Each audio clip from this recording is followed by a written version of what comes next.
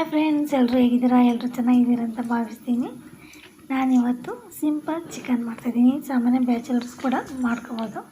First chicken ಚೆನ್ನಾಗಿ ತೊಳ್ಕೊಬೇಕು.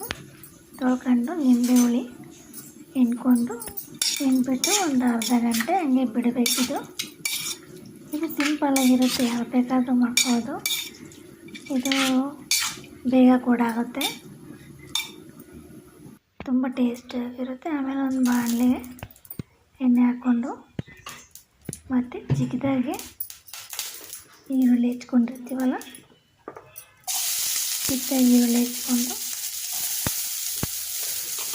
Tomato ಚಿಕ್ಕದಾಗಿ ಹೆಚ್ಕೊಂಡು ಬೆಳ್ಳುಳ್ಳಿ ಶುಂಠಿ ಇಷ್ಟನ್ನ ಚೆನ್ನಾಗಿ ಫ್ರೈ ಮಾಡಬೇಕು. ಫಸ್ಟು ಈರುಳ್ಳಿ ಫ್ರೈ ಆಗ್ತಾಯಿದೆ, ಬೆಳ್ಳುಳ್ಳಿ ಹಾಕ್ತಾಯಿದ್ದೀನಿ. ಬೆಳ್ಳುಳ್ಳಿ ಹೆಚ್ಚಿಕೊಂಡಿದ್ದೀನಿ.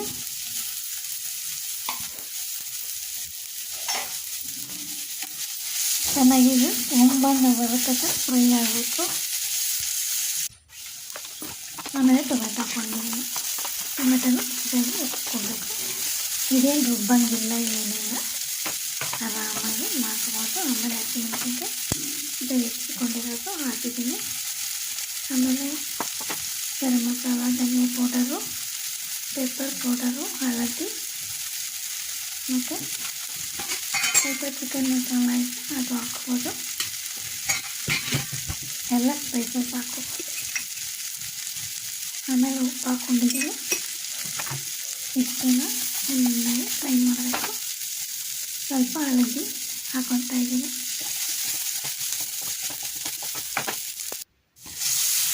ಆಮೇಲೆ ಸ್ವಲ್ಪ ನೀರು ಹಾಕ್ಕೊಂಡು ಬಿಡಬೇಕು.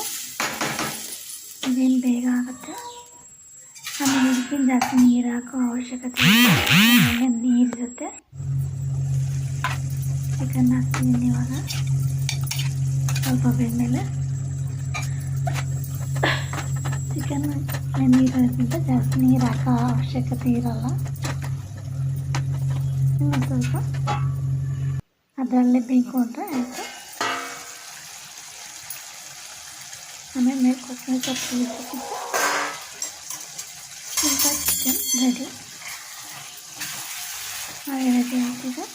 ನೀವು ನನ್ನ ಚಾನಲ್ ನೋಡ್ತಾ ಇರಿ, ಸಬ್ಸ್ಕ್ರೈಬ್ ಮಾಡಿ, ಕಮೆಂಟ್ ಮಾಡಿ, ಲೈಕ್ ಮಾಡಿ, ಶೇರ್ ಮಾಡಿ.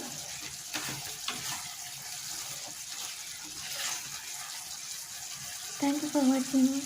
ಈಗ ನನ್ನ ಚಾನಲ್ ನೋಡ್ತಾ